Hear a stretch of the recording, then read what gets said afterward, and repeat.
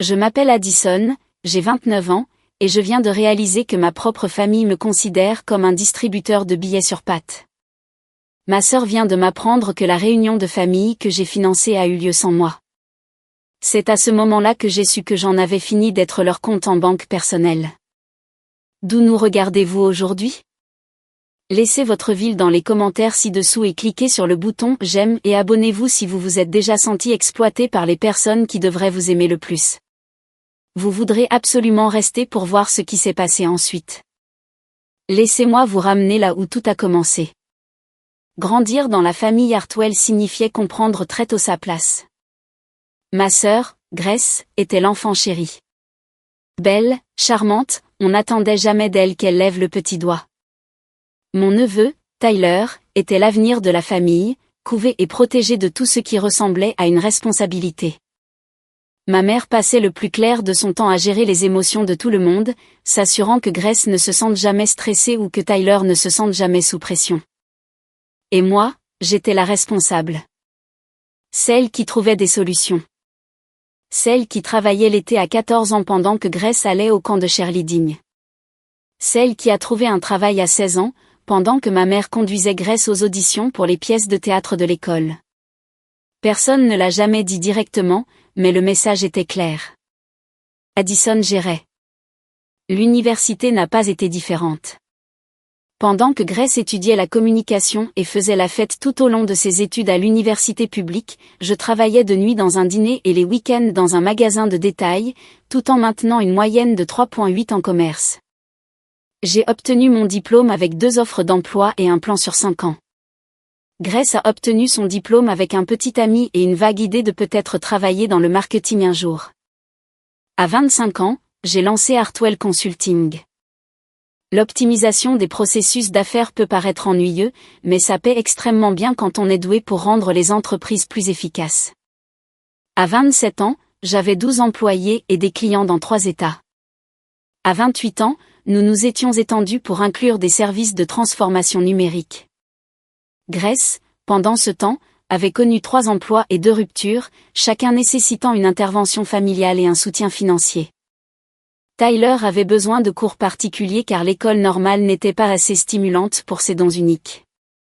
Ma mère avait besoin d'une meilleure assurance maladie car son emploi de réceptionniste à temps partiel n'offrait pas de bonnes garanties. Devinez qui a résolu tous ces problèmes? L'assurance professionnelle qui couvrait ma mère me coûtait $800 par mois. Les cours de Tyler s'élevaient à $400 par semaine. Le loyer de Grace pendant sa phase de « recherche de soi », $1,200 par mois pendant 8 mois. Quand la voiture de Grace est tombée en panne, j'ai cosigné le prêt pour la remplacer. Quand Tyler a eu besoin d'un camp d'été parce qu'il était trop avancé pour les programmes normaux, cela a coûté $3,000 pour 6 semaines. Je n'ai jamais demandé de gratitude, jamais exigé de reconnaissance. Je gérais, c'est tout, parce que c'est ce qu'Addison faisait. Ma mère disait des choses comme « Grace traverse une période difficile ». Ou « Tyler a besoin d'un soutien supplémentaire pendant ses années de formation ». Jamais « Merci de maintenir cette famille à flot ». Ou « Nous apprécions ta générosité ». C'était simplement attendu, comme de respirer. Le schéma était si bien établi que lorsque Grace s'est fiancée à Derek au printemps dernier, personne ne s'est même demandé qui paierait pour la fête de fiançailles. Quand Tyler a décidé qu'il voulait apprendre la guitare, personne ne s'est demandé d'où viendrait l'argent pour un instrument de qualité et des leçons. Quand ma mère a mentionné que le coût de ses médicaments devenait écrasant, la solution était évidente. Addison s'en occuperait. Mais voilà le problème quand on est la solution financière de la famille.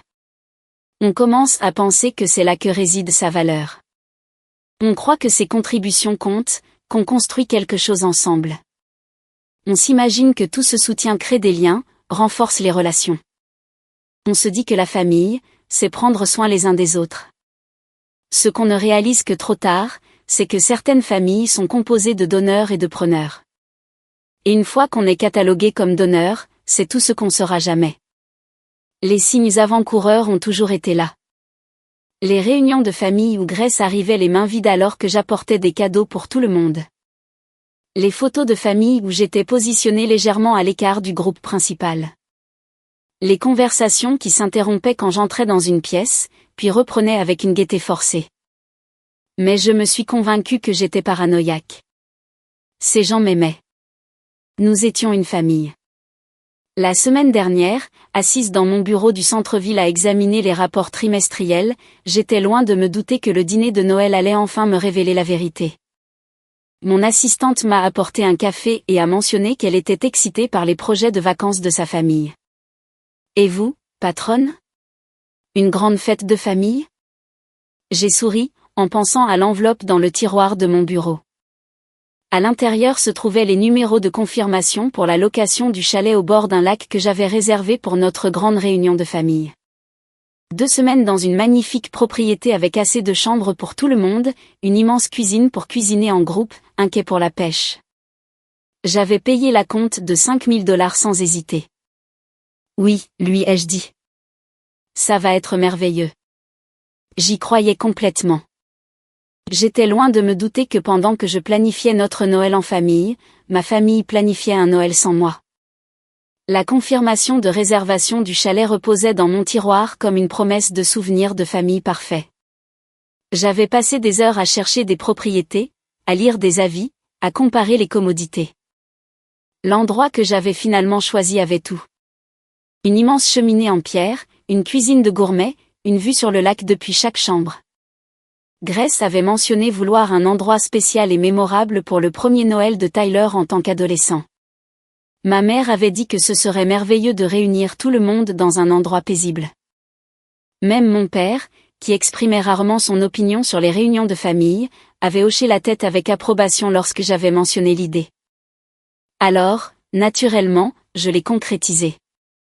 Ce qu'ils avaient réellement dit ressemblait plus à des allusions lancées en ma présence. Ne serait-ce pas agréable si nous pouvions tous partir ensemble, et Tyler adorerait un endroit avec des activités de plein air. Le genre de commentaire nostalgique qui, dans ma famille, se traduisait toujours par « Addison devrait s'en occuper ». J'avais immédiatement appelé le gérant de la propriété, réservé les dates, payé l'acompte et commencé à planifier les repas et les activités. Dans mon esprit, nous allions tous passer 2 semaines à créer des souvenirs, à jouer à des jeux de société près du feu, à cuisiner ensemble, peut-être enfin à avoir ces conversations profondes qui, d'une manière ou d'une autre, n'avaient jamais lieu lors des visites habituelles.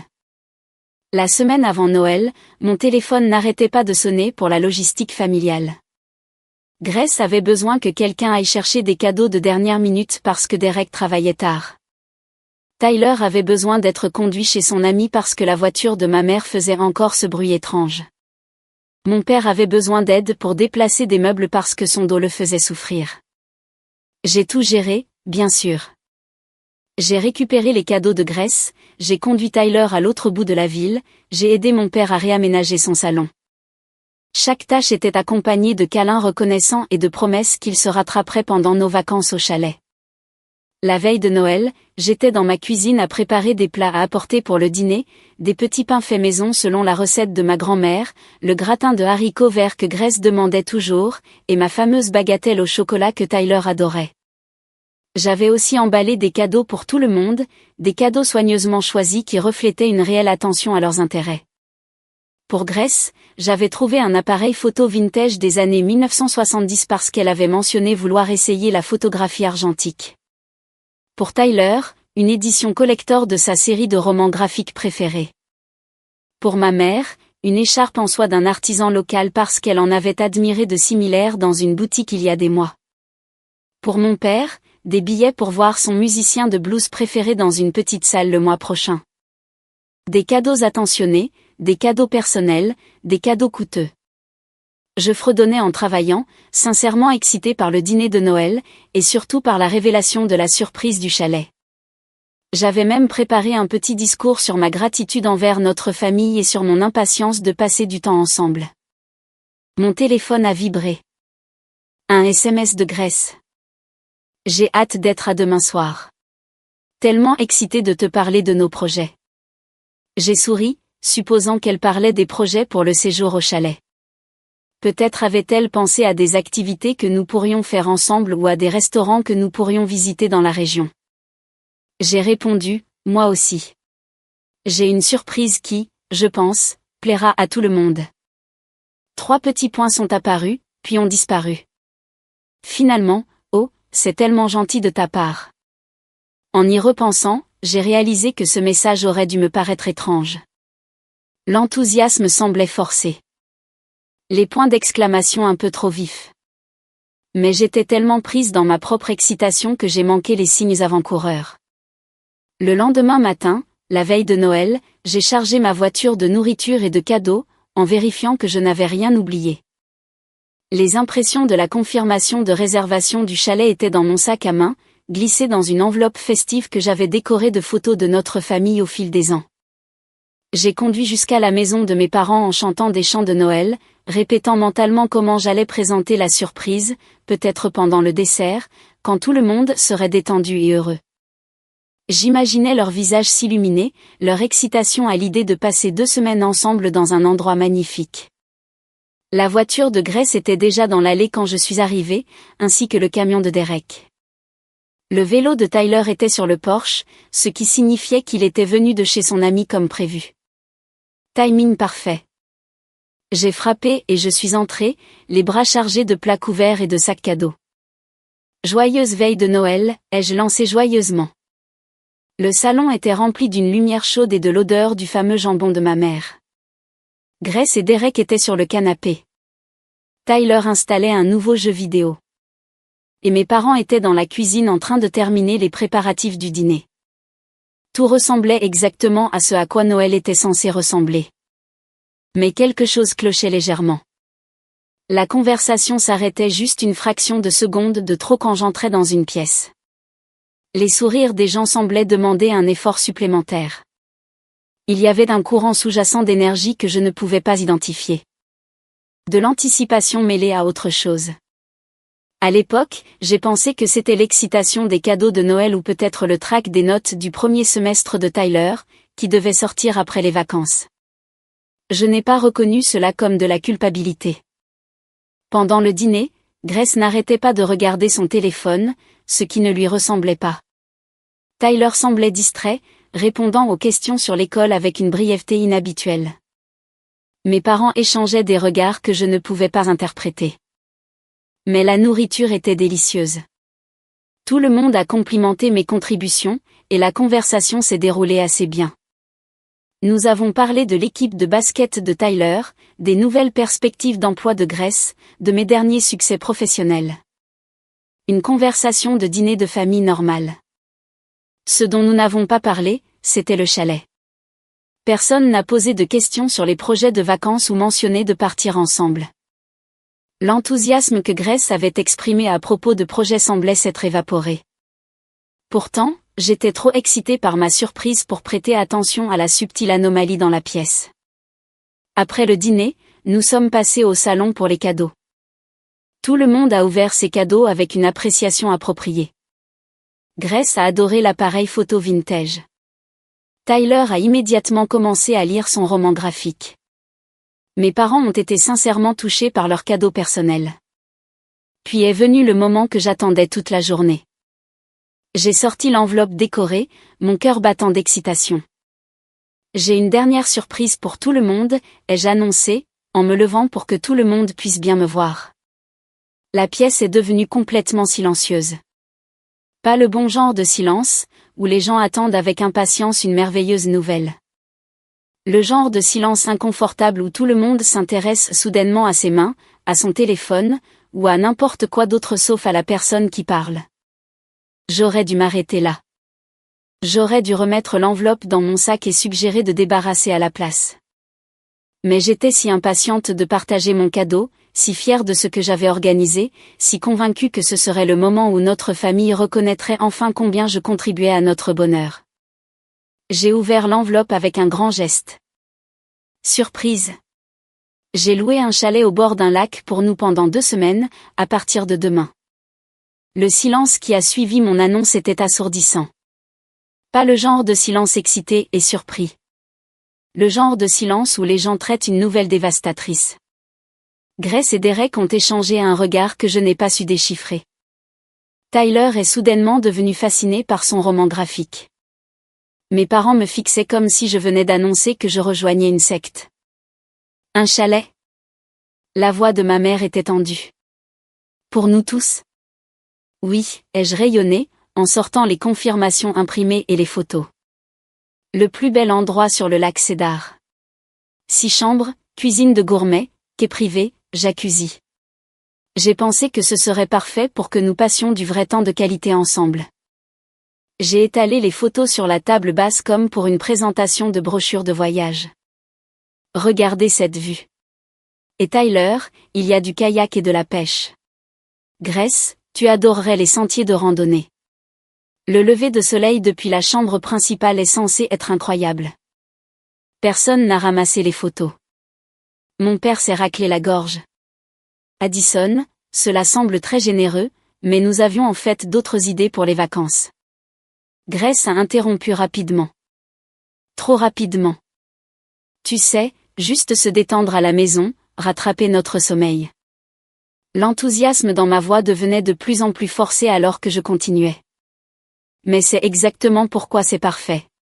Nous serons tous là ensemble, mais chacun pourra se détendre comme il le souhaite. Il y a un immense salon pour les activités de groupe et des espaces privés pour être seul. Le meilleur des deux mondes. Derek s'est agité inconfortablement sur le canapé. Les yeux de Tyler restaient collés à son livre, mais il ne tournait aucune page. Combien cela a-t-il coûté? La voix de comptable de mon père avait pris le dessus, le ton qu'il utilisait lorsqu'il examinait des dépenses professionnelles douteuses. Ne t'inquiète pas pour ça, ai-je dit d'un geste dédaigneux. C'est mon cadeau de Noël pour nous tous. La compte est déjà payée. Tout est confirmé. Nous pouvons partir juste après le petit déjeuner demain. Un autre silence pénible. Ma mère tripotait son alliance, un tic que je reconnaissais depuis l'enfance.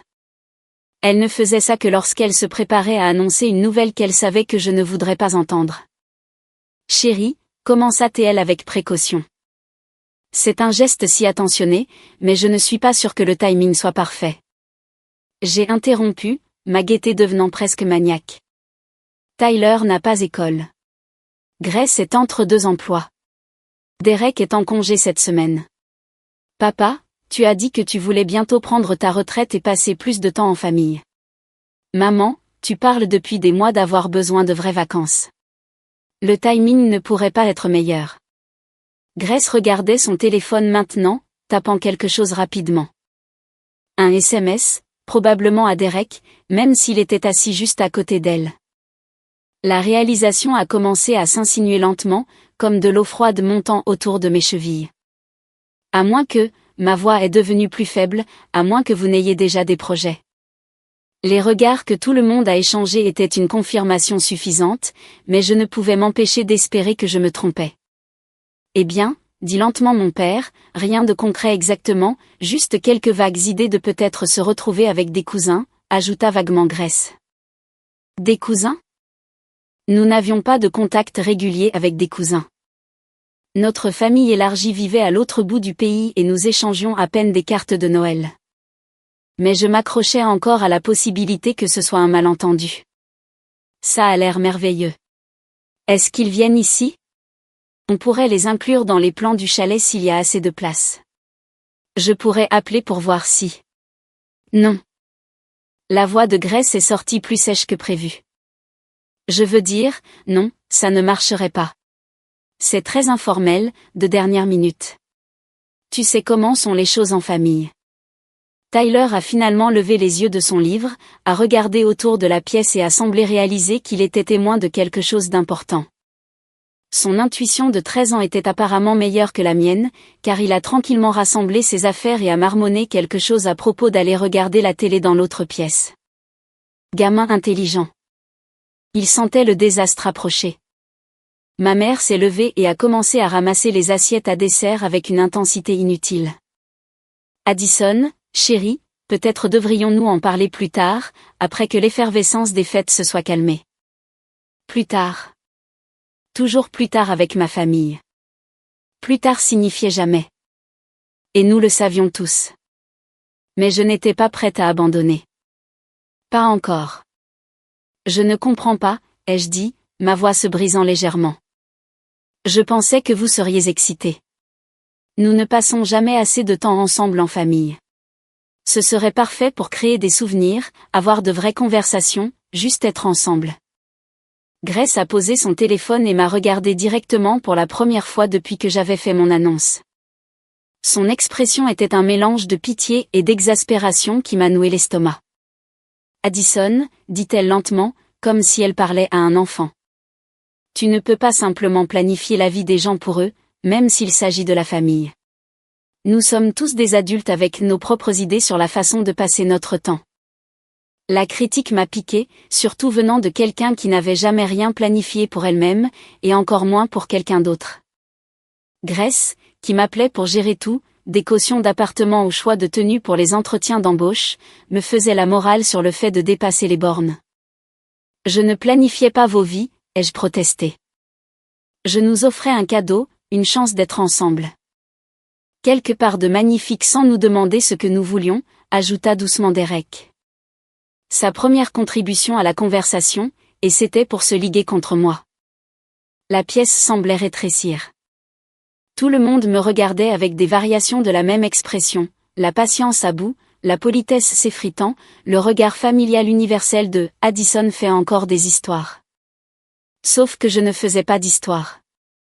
J'étais généreuse. J'essayais de créer quelque chose de beau pour les gens que j'aimais, n'est-ce pas?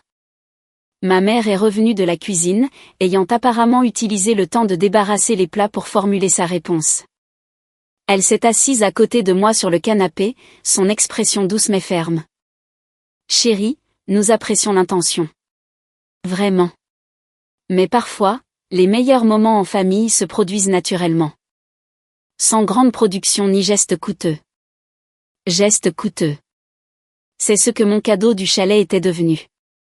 Pas une tentative réfléchie de nous rapprocher, mais un geste coûteux, une imposition, un dépassement de mes droits. J'ai replié les photos du chalet dans leur enveloppe, mes mains tremblant légèrement. Alors, vous ne voulez pas y aller. Ce n'est pas que nous ne voulons pas, dit diplomatiquement mon père. C'est que nous avons déjà des projets provisoires.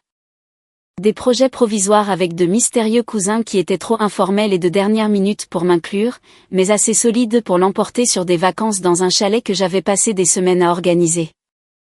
Les pièces du puzzle commençaient à s'assembler pour former une image que je ne voulais pas voir. Grace a repris son téléphone, a jeté un coup d'œil à l'écran et a légèrement souri au message qu'elle venait de recevoir. Un sourire privé. Un sourire secret. C'est à ce moment-là que j'ai posé la question qui a tout changé. Grace, ai-je dit doucement. De quel projet parles-tu exactement? Elle s'est figée, le téléphone à mi-chemin de sa poche. Et dans ce moment d'hésitation, j'ai vu la vérité dans ses yeux. Le téléphone de Grace est resté suspendu en l'air pendant ce qui a semblé une éternité. Son visage a parcouru une série d'expressions, surprise, calcul, puis quelque chose qui ressemblait presque à du soulagement. Eh bien, dit-elle lentement, en posant le téléphone avec un soin délibéré. Puisque tu le demandes directement. Mes parents se sont immobilisés. Derek étudiait ses mains comme si elles contenaient les secrets de l'univers. Les lumières du sapin de Noël qui avaient semblé si chaleureuses et festives 5 minutes auparavant paraissaient maintenant criardes et fausses. Grace a regardé autour de la pièce comme pour demander la permission, puis a redressé les épaules d'une manière qui me rappelait douloureusement notre mère lorsqu'elle s'apprêtait à annoncer une mauvaise nouvelle. Nous avons déjà eu notre réunion de famille, dit-elle simplement. La semaine dernière. Les mots m'ont frappé comme un coup de poing. J'ai littéralement senti ma poitrine se contracter, comme si l'air avait été aspiré de la pièce. La semaine dernière, ma voix n'était qu'un murmure. Du lundi au mercredi, a poursuivi Grace, son ton devenant presque conversationnel maintenant que le secret était révélé. Nous avons loué le chalet Morrison près de Pin Lake. Tu sais, celui dont Tyler parle toujours depuis son camp d'été. Je connaissais le chalet. Tyler l'avait décrit en détail après chaque session de camp. L'immense cheminée en pierre, le quai avec la balançoire à cordes, le foyer parfait pour les s'mores. J'avais écouté ces histoires et pensé à quel point ce serait merveilleux de vivre une expérience comme celle-là avec notre famille. Apparemment, il l'avait déjà fait. Nous étions tous là, a dit Grace. Et j'ai noté la légère insistance sur « tous ». Même tante Sarah est descendue de Portland avec les jumeaux. Oncle Mike est venu de Sacramento. C'était vraiment spécial. En fait, la famille élargie avec laquelle nous avions à peine gardé contact avait conduit des heures pour assister à une réunion dont je ne connaissais même pas l'existence. Pourquoi, ai-je commencé avant de m'arrêter, car je n'étais pas sûr de vouloir entendre la réponse. Mais Grace était lancée maintenant, comme quelqu'un qui avait retenu de l'eau derrière un barrage pendant des semaines et qui la laissait enfin couler. Derek a pris 3 jours de congé pour qu'on puisse vraiment se détendre et se retrouver. Tyler a appris à faire du ski nautique. Oncle Mike a apporté son bateau. Tante Sarah a apporté ses fameux roulés à la cannelle. Nous avons fait une grande randonnée en famille mardi matin. Et mardi soir, nous avons fait cet incroyable feu de camp où tout le monde a partagé ses souvenirs de famille préférés. Chaque détail était un petit coup de poignard. Derek prenant des congés pour une réunion de famille. Tyler apprenant une nouvelle compétence. Les fameux roulés à la cannelle de tante Sarah dont j'avais entendu parler mais que je n'avais jamais goûté. Un feu de camp avec des souvenirs partagés. Tout cela s'était produit sans moi. C'était l'idée de Tyler à l'origine, a poursuivi Grace. Et d'une certaine manière, cela semblait être le pire. Il a dit que ça lui manquait d'avoir tout le monde ensemble comme quand il était petit, alors nous avons décidé de le faire. Tyler avait voulu une réunion de famille, avait spécifiquement demandé du temps avec tout le monde, et d'une manière ou d'une autre, la solution à son souhait ne m'incluait pas. Ma mère fixait ses mains. Mon père examinait les décorations du sapin de Noël avec un intérêt soudain et intense. Derek avait trouvé quelque chose de fascinant à étudier au plafond. Personne ne me regardait. Je ne comprends pas, ai-je finalement dit. Pourquoi n'ai-je pas été invité? La question flottait dans l'air comme la fumée d'un incendie que personne ne voulait reconnaître. Grace a jeté un coup d'œil à notre mère. Une sorte de communication silencieuse est passée entre elles. Puis elle a soupiré. Le son de quelqu'un qui en avait assez de faire semblant. Honnêtement, Addison, nous avons pensé que ce serait plus simple. Plus simple. Encore ce mot. L'euphémisme préféré de la famille pour dire « mieux sans toi ». Plus simple comment, ai-je insisté, même si une partie de moi savait déjà que je ne voulais pas de la réponse. Grace semblait maintenant sincèrement frustrée, comme si je faisais exprès de ne pas comprendre. Tu sais comment tu es aux réunions de famille. Toujours à essayer d'organiser tout le monde, à t'assurer que tout est parfait, à stresser pour les détails. Nous voulions quelque chose de plus détendu. J'avais l'impression d'entendre parler de moi du point de vue d'un étranger. Il voyait mes efforts pour rendre les choses spéciales comme un contrôle stressant, mes tentatives de créer des souvenirs comme une pression, mon désir de contribuer comme une ingérence. De plus, a poursuivi Grace, et sa voix a pris une tournure légèrement plus acérée, c'est cher quand tu viens. La pièce est devenue complètement silencieuse. Cher, ai-je répété lentement. Derek s'est agité inconfortablement, levant enfin les yeux de ses mains. Grace, ce n'est peut-être pas ce que... Si, c'est vrai, a rétorqué Grace. Chaque fois que nous organisons un événement familial avec Addison, ça devient soudainement une production énorme. Des restaurants chics, des activités élaborées, des cadeaux coûteux pour tout le monde. C'est comme si elle ne pouvait pas être normale. Normal. Voilà ce mot que ma famille utilisait pour dire « pauvre », car « normal », pour eux signifiait rassembler de l'argent pour des sorties de base, partager chaque addition, budgétiser soigneusement tout extra.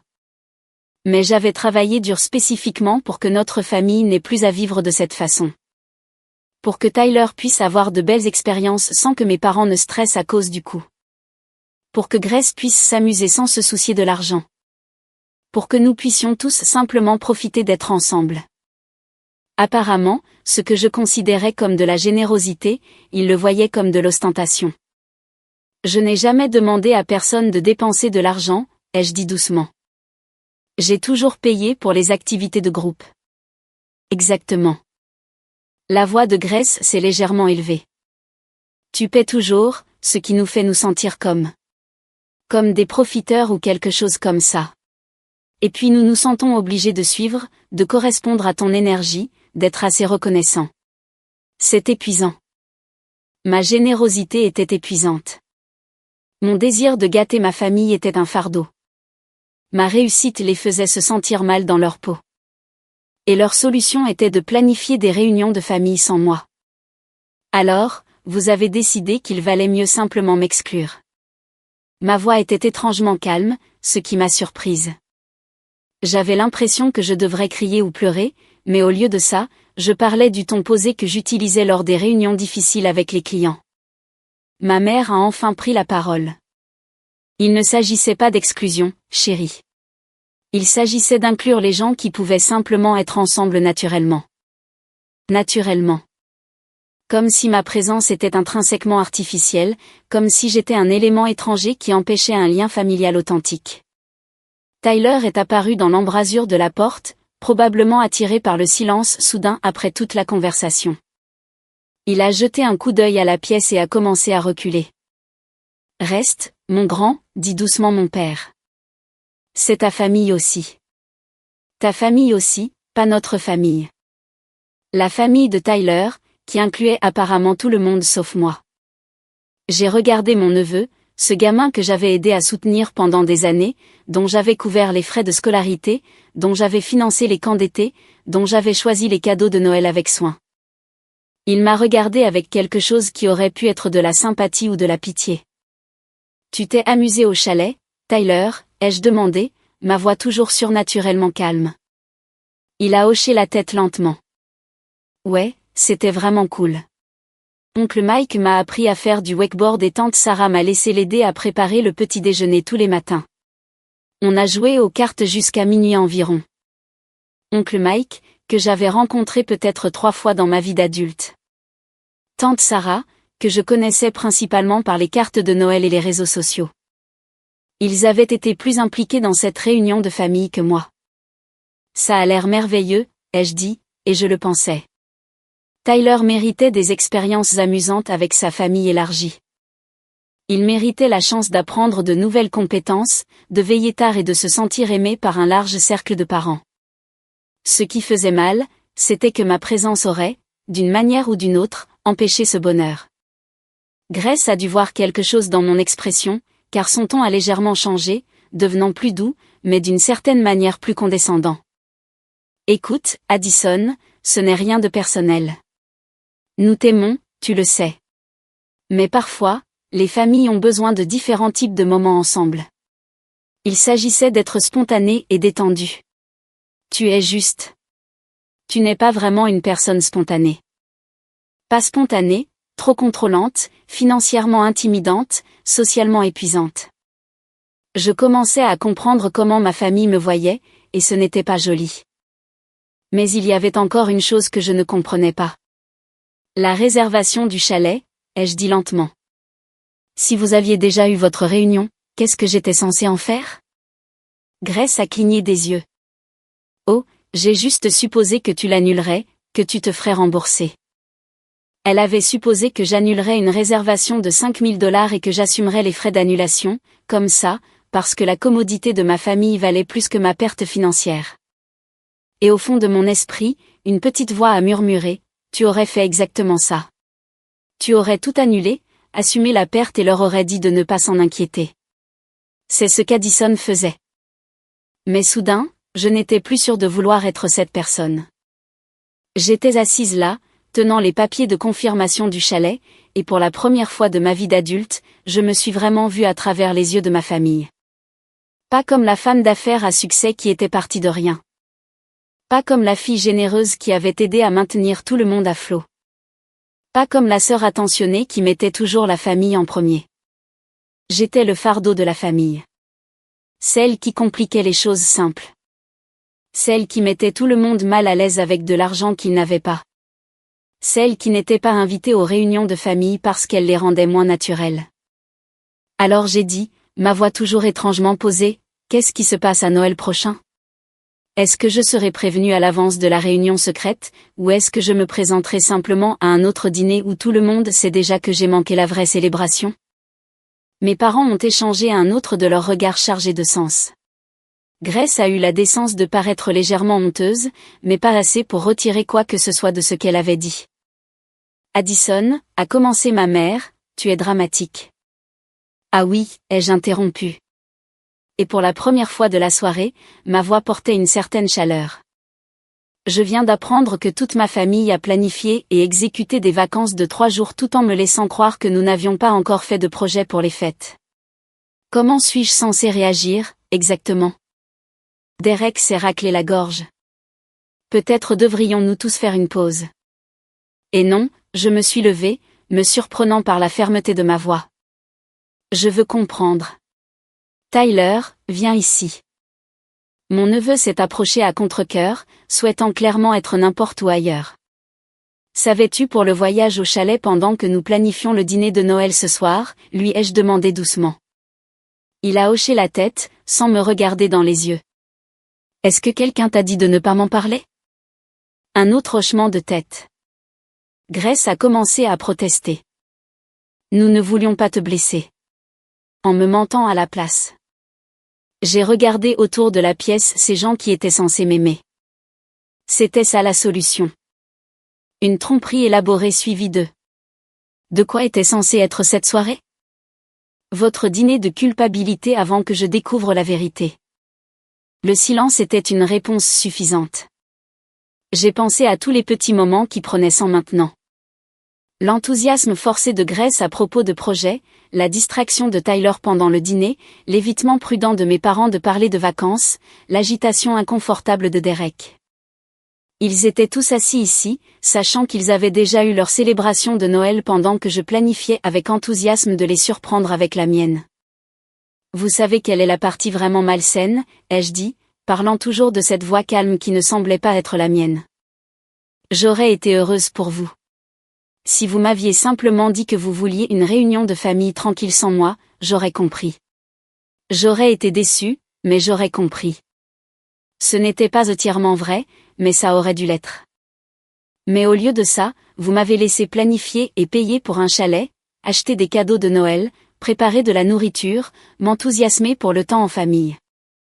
J'ai fait un geste vers l'étalage de cadeaux et de plats que j'avais apportés. Tout en sachant que vous aviez déjà eu votre vrai Noël sans moi. Tyler était toujours debout à côté de moi, et je pouvais le voir traiter ce drame d'adulte dans lequel il avait été entraîné. J'ai posé ma main sur son épaule. Tyler, peux-tu me rendre un service? Peux-tu aller chercher ton téléphone? Il avait l'air confus mais a hoché la tête et a couru à l'étage. Addison, qu'est-ce que tu fais? A demandé nerveusement Grace. Je vérifie quelque chose. Quand Tyler est revenu avec son téléphone, je lui ai souri. Je peux voir tes photos du voyage au chalet? Je parie que tu as pris de superbes clichés du lac. Son visage s'est illuminé malgré la tension dans la pièce. Les garçons de 13 ans adorent montrer leurs photos, même dans des circonstances embarrassantes. Oh, ouais. Regarde celle-ci de moi en wakeboard. Il a fait glisser l'écran vers une photo de lui sur le lac, souriant largement avec le bateau d'oncle Mike en arrière-plan. C'est incroyable. Tu as l'air d'un pro. Que as-tu pris d'autre en photo? Il a fait défiler avec empressement. Voici le chalet. Tu vois comme la cheminée est immense? Et ça, c'est tante Sarah qui fait ses roulés à la cannelle. Oh, et ça, c'est la photo de groupe qu'on a prise le dernier soir. Il m'a tendu le téléphone et la voilà. Toute ma famille élargie réunie autour de la table de la salle à manger du chalet, les visages brillants à la lueur des bougies. Des sourires authentiques de personnes qui venaient de partager quelque chose de spécial. Grace et Derek riant de quelque chose. Mes parents ayant l'air plus détendus que je ne les avais vus depuis des années. Oncle Mike avec son bras autour de tante Sarah. Les jumeaux faisant des oreilles de lapin derrière la tête de quelqu'un. Tyler rayonnant au centre de tout cela. Un moment familial parfait. Un souvenir qu'ils chériraient tous. Et exactement le genre de réunion que j'avais essayé de créer avec le chalet. C'est une belle photo, ai-je dit, en rendant le téléphone à Tyler. Vous avez tous l'air si heureux. Il a hoché la tête avec enthousiasme. C'étaient les 3 meilleurs jours de ma vie. On a joué à des jeux, on a cuisiné ensemble et on a juste traîné. Pas de pression, tu sais, juste du temps en famille. Pas de pression, juste du temps en famille. Le genre d'expérience détendue et authentique qui ne pouvait apparemment pas avoir lieu avec moi. J'ai regardé cette photo de la joie de ma famille et j'ai senti quelque chose changer en moi. Pas tout à fait de la colère, pas tout à fait de la tristesse, quelque chose de plus froid et de plus définitif. La compréhension. Peux-tu me rendre un dernier service, Tyler, ai-je demandé. Peux-tu vérifier s'il y a des conversations de groupe ou des discussions familiales sur ton téléphone dont je devrais être au courant? Grace s'est levée d'un bond du canapé.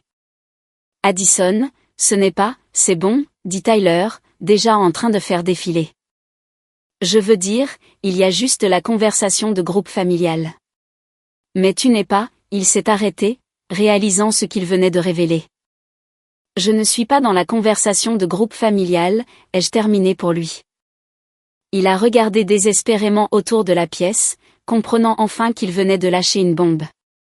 Tyler, chérie, monte à l'étage, dit rapidement ma mère. Non, reste, ai-je dit fermement. C'est instructif pour nous tous. Tyler, depuis combien de temps existe cette conversation de groupe familial? Environ 6 mois peut-être? Depuis qu'on a commencé à planifier des trucs pour l'été. 6 mois. Ils avaient un système de communication familiale depuis 6 mois dont je n'étais pas incluse. Et de quel genre de choses parlez-vous là-dedans? Tyler a regardé Grace d'un air suppliant, mais elle fixait à nouveau ses mains. Juste, tu sais, des trucs de famille. Des projets, des blagues et des photos.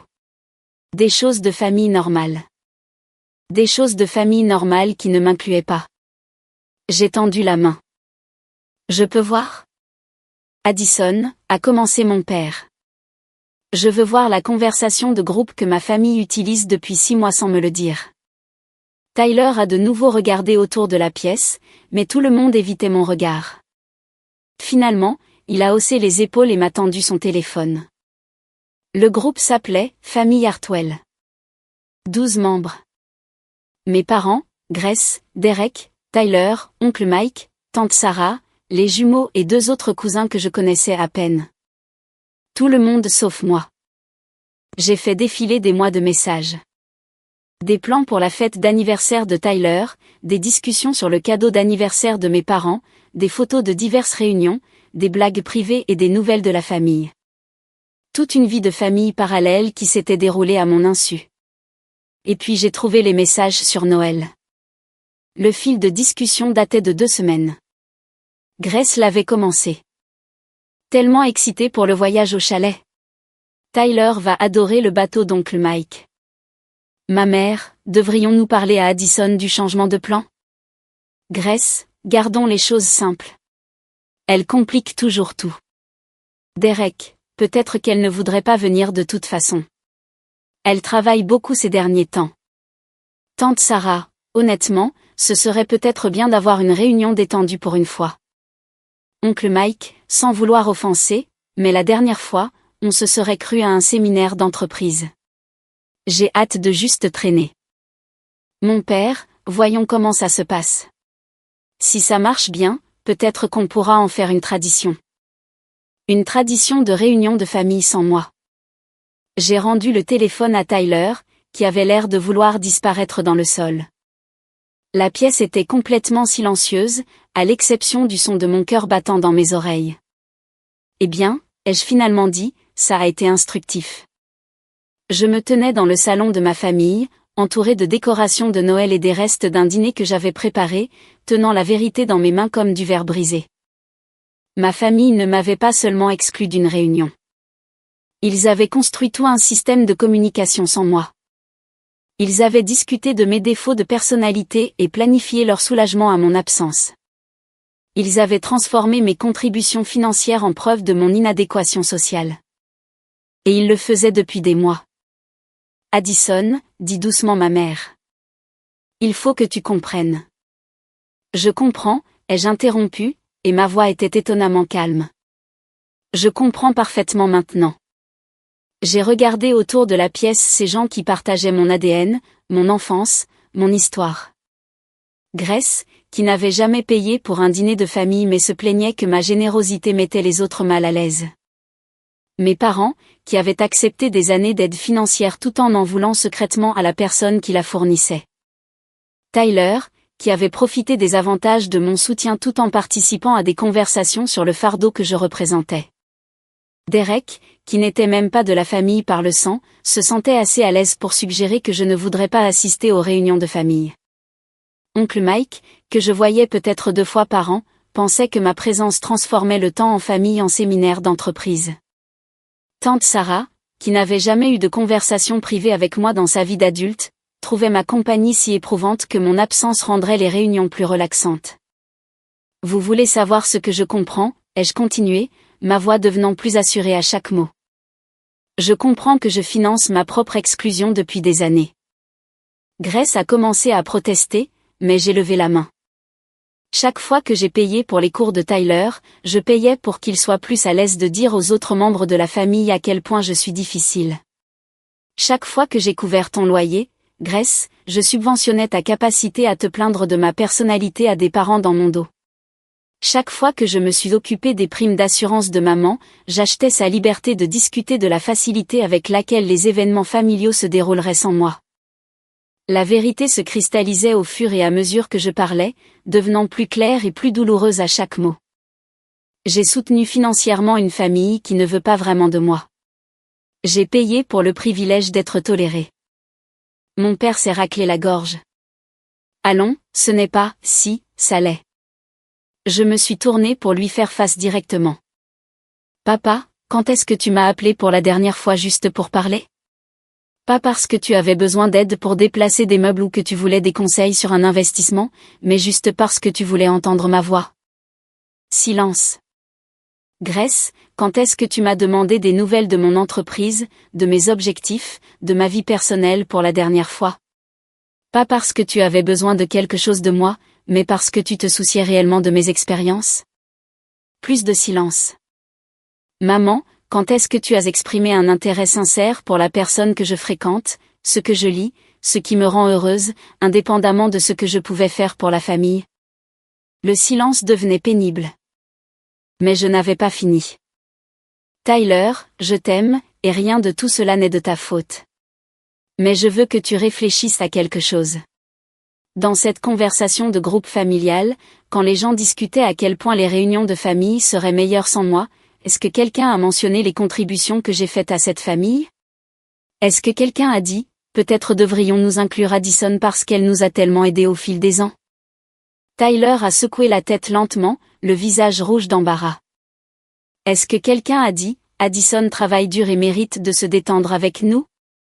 Ou, la générosité d'Addison a rendu beaucoup de bonnes choses possibles pour cette famille ? Un autre signe de tête négatif. Alors, quel est mon rôle ici, exactement, ai-je demandé à la pièce. Parce que ce n'est clairement pas fille, sœur ou tante d'une manière significative. Que suis-je pour vous ? Grace a finalement retrouvé sa voix. Tu es de la famille, Addison.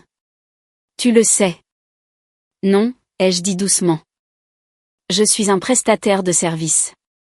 Je suis la solution financière de la famille au problème. Je suis la personne que vous appelez quand vous avez besoin que quelque chose soit géré et la personne que vous excluez quand vous voulez vous amuser. Je les ai regardés chacun leur tour. Je ne suis pas de la famille. Je suis une ressource. Les yeux de ma mère se sont remplis de larmes. Ce n'est pas vrai, chérie. Nous t'aimons. Vous aimez ce que je peux faire pour vous, ai-je corrigé. Il y a une différence. Je me suis dirigée vers la table d'entrée où se trouvait mon sac à main et j'ai sorti mon chéquier. Vous savez quoi ? Vous avez raison sur un point. Les réunions de famille sont chères quand j'y participe. J'ai rempli un chèque et je l'ai déchiré proprement. Tyler, c'est pour tes cours du semestre de printemps. Considère ça comme mon cadeau de départ du système de soutien financier familial. J'ai écrit un autre chèque. Grace, ceci devrait couvrir ton paiement de voiture et ton assurance pour les 3 prochains mois. Après ça, toi et Derek devrez vous débrouiller. Un 3e chèque. Maman et papa, ceci couvre les primes d'assurance maladie jusqu'en juin. Après ça, vous devrez trouver un autre plan ou un autre sponsor. J'ai refermé le chéquier d'un coup sec. Avec effet immédiat, je démissionne de mon poste de service financier de la famille Hartwell. Vous pouvez avoir vos réunions détendues, naturelles et sans pression sans vous soucier de ma générosité coûteuse ou de ma maladresse sociale. Grace fixait les chèques comme s'ils allaient exploser. Addison, tu es ridicule. Tu es en colère, mais... Je ne suis pas en colère, ai-je dit honnêtement. J'en ai fini. J'ai pris mon manteau de la chaise où je l'avais posé avec tant d'optimisme quelques heures auparavant. Le chalet est toujours réservé jusqu'au 2 janvier si quelqu'un veut l'utiliser. Les informations de confirmation sont dans cette enveloppe sur la table basse. Considérez cela comme ma dernière contribution au bonheur familial. Je me suis arrêtée à la porte et je les ai regardés une dernière fois. Pour ce que ça vaut, Tyler a raison. Vous avez tous l'air vraiment heureux sur cette photo du chalet. Apparemment, j'étais la seule chose qui se dressait entre cette famille et la joie authentique. Ma main était sur la poignée de la porte quand ma mère a crié désespérément, « Addison, s'il te plaît, ne pars pas comme ça. C'est la veille de Noël. » Je me suis retournée vers elle. Cette femme qui m'avait élevée, nourrie, appris à faire du vélo et aidé avec mes devoirs, qui était devenue d'une manière ou d'une autre une étrangère qui discutait de mes défauts de personnalité avec des membres de la famille élargie dans des conversations de groupe auxquelles je n'étais pas autorisée à participer. Tu as raison, maman. C'est la veille de Noël. Et pour la première fois de ma vie d'adulte, je vais la passer exactement comme je le veux, sans me soucier de ce que les autres attendent de moi. J'ai ouvert la porte et l'air froid de décembre m'a frappé le visage comme une promesse. Joyeux Noël, ai-je dit. Profitez bien de vos traditions. Et je suis sortie dans la nuit, laissant derrière moi la famille qui n'avait jamais vraiment été la mienne. Le premier appel est arrivé à 6h47 le matin de Noël. J'étais dans mon appartement du centre-ville, en train de préparer du café dans un silence béni, quand le nom de Grace a illuminé l'écran de mon téléphone. J'ai laissé sonner jusqu'à la messagerie vocale. Puis elle a rappelé, encore et encore. À 7h15, elle avait appelé 6 fois. J'ai finalement répondu au 7e appel, plus par curiosité que par désir de réconciliation. Quoi, Grace? Addison. Dieu merci. Nous devons parler. La nuit dernière a complètement dérapé, et je pense qu'il y a eu des malentendus. Il n'y a eu aucun malentendu. J'ai versé mon café, remarquant à quel point ma cuisine était paisible sans le chaos des obligations familiales. Tout était remarquablement clair. Écoute, nous étions tous stressés par les fêtes, et peut-être que certaines choses sont sorties de travers, mais nous sommes une famille. Nous pouvons surmonter ça. Famille. Encore ce mot. Le mot magique qui était censé effacer des mois de tromperie et me faire oublier que j'avais découvert que mes propres parents avaient une conversation de groupe dédiée à discuter à quel point leur vie était meilleure sans moi. Grace, as-tu appelé pour t'excuser? Une pause. Eh bien, oui, en quelque sorte. Je veux dire, nous nous sentons tous mal de la façon dont tu as appris pour le chalet, mais... la façon dont je l'ai appris.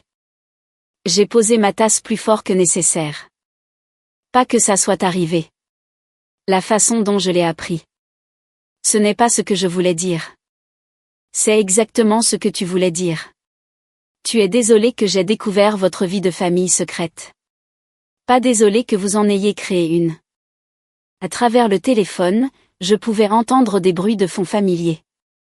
La maison de mes parents, le son de Tyler ouvrant des cadeaux de Noël, la voix de Derek disant quelque chose à propos du café. Ils étaient tous là, ensemble, le matin de Noël, poursuivant leur confortable tradition familiale tout en essayant de gérer l'inconvénient de mes sentiments. Tout le monde est là, a dit Grace, confirmant mes soupçons. Nous voulons te parler. Peux-tu venir? Nous pouvons arranger ça. Arranger ça. Comme si ma douleur était un problème à résoudre plutôt qu'une réponse naturelle à la trahison. Je suis occupée, ai-je dit simplement. Occupée à quoi? C'est le matin de Noël. Et voilà. La supposition que je n'avais nulle part où aller, rien d'autre à faire. Pas de vie en dehors de leur drame familial. La supposition qui avait probablement été correcte pendant des années, mais qui ne l'était plus. Je suis occupée à vivre ma vie, Grace. Quelque chose que j'aurais dû commencer à faire il y a longtemps. J'ai raccroché. Le téléphone a recommencé à sonner immédiatement. Grace à nouveau, puis ma mère, puis mon père. J'ai mis mon téléphone en silencieux et j'ai regardé leur nom apparaître et disparaître sur l'écran comme un spectacle de lumière désespérée. À midi, ils avaient appelé 17 fois. À 14 heures, les SMS ont commencé. Maman, chérie, s'il te plaît, rappelle-nous. Nous t'aimons et voulons arranger les choses. Papa, Addison, ce désaccord familial est allé trop loin. Nous devons nous asseoir et en discuter rationnellement. Grace, je sais que tu es blessée, mais tu es vraiment injuste. Nous n'avons jamais voulu que tu te sentes exclue. Tyler, tante Addison, tout le monde est vraiment triste, et je ne comprends pas ce qui s'est passé. Peux-tu s'il te plaît venir? Ce dernier a presque brisé ma résolution. Presque. Mais ensuite j'ai pensé à Tyler, 13 ans, mentionnant nonchalamment la conversation de groupe familial dont je n'étais pas incluse, et ma sympathie s'est à nouveau durcie en résolution. Vers 16 heures, Derek a envoyé un SMS, et « Peut-être que tu as besoin d'espace en ce moment, et c'est bien, mais Grace est vraiment bouleversée, et tes parents sont inquiets.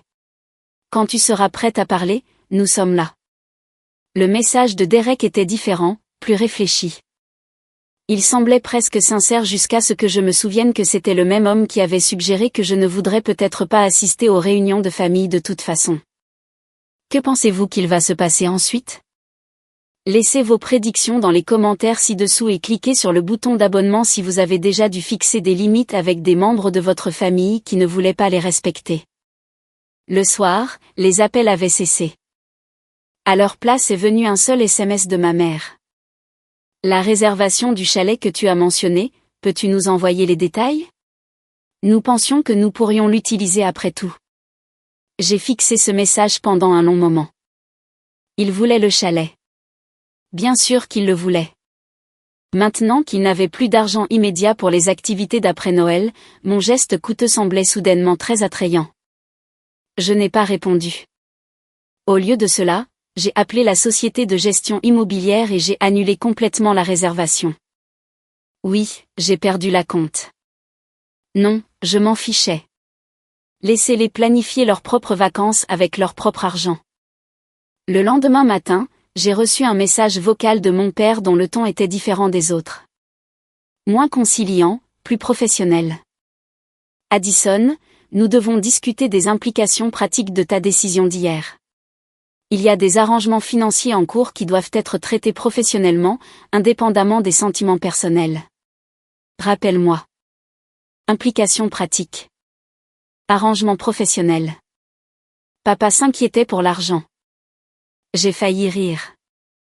Pendant 24 heures, ils avaient essayé l'amour, la culpabilité et la loyauté familiale. Maintenant que cela n'avait pas fonctionné, ils passaient à la pression financière.